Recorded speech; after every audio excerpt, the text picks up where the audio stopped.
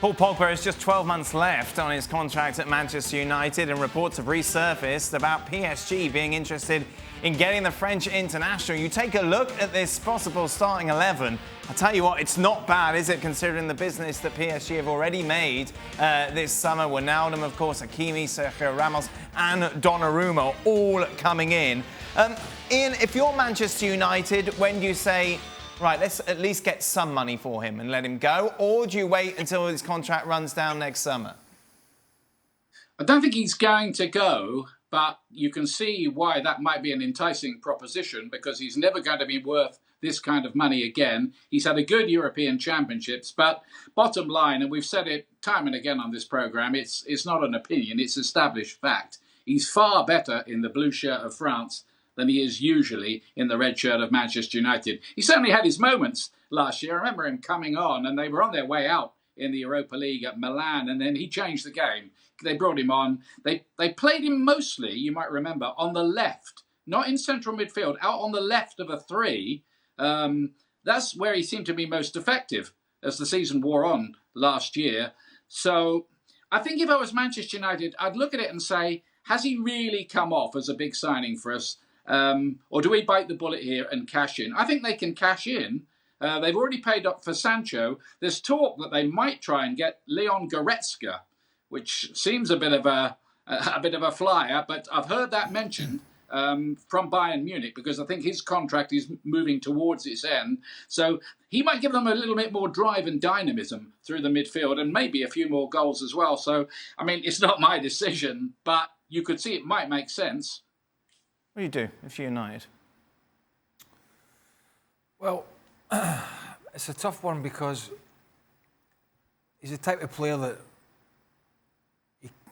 you're going to need him if you're going to challenge City and Liverpool, if that's in Chelsea, or however it's going to be. He's not delivered over the period of a season for United. There's not like he did for Juventus, there's no doubt about that. But during the course of a season, he's shown he will help out. Now, that's not good enough long term, but if you bin him for some money, then you're going to have to at least bring somebody in, because the other alternatives they have are not good enough. Look, at the end of the day, I think if you've got a long-term view at United, I think you take the money for him, what you can get, and get shot of him, to be quite honest with you. How hard do you push if you're PSG to get him? If you've got the money, you do it. Right. I think it's pretty simple for PSG. I think it's actually pretty simple. If this comes down to Pogba's choice, why would he not take the hands off? Right. But United, I'm always saying, you can't let your best players go if you want to get anywhere. Right. I usually say that, but I'm finding it hard to disagree with Craig. You know, you're not 100% sure every time when he steps on the field for United that you're going to get the Pogba that you want and need. And so if somebody's dangling a lot of money, 100 mil, and he could walk at the end of the year, which he probably will, I think you'd have to take it. From a PSG perspective, if they get him, Ian, obviously we've shown that graphic before, that's quite a formidable 11. Well, they've got, some people would say, arguably the world's greatest goalkeeper. They voted him the player of the tournament, didn't they, in the European Championships? Donnarumma there in goal. It does look a mighty fine team on paper. There's a few egos to deal with in there, but I think Pochettino can handle that. It'd be interesting to see whether, with a team like that, they could at last deliver the Champions League, because they've been knocking on the door now for, it seems like, the best part of a decade without it actually happening. I mean, it's slightly boring though in terms of this PSG team, because let's be honest, nobody gives a hoot if they win League On. Nobody's bothered. So it boils down to one competition. At the end of the day, you know, we could sit here and talk about PSG winning every week, and we'll be like, okay, next. Then it gets to the Champions League, and it's a big deal. So it really only comes to the fore when it's Champions League football. So that's really all you're spending for. And if that's the case, if you're happy with that as an ownership, then go spend and try and get over the line. But it's not really worked for Man City yet.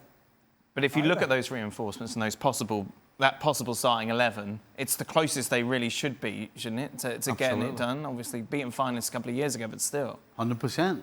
and Craig's 100% right. The only thing that matters to these owners is the Champions League.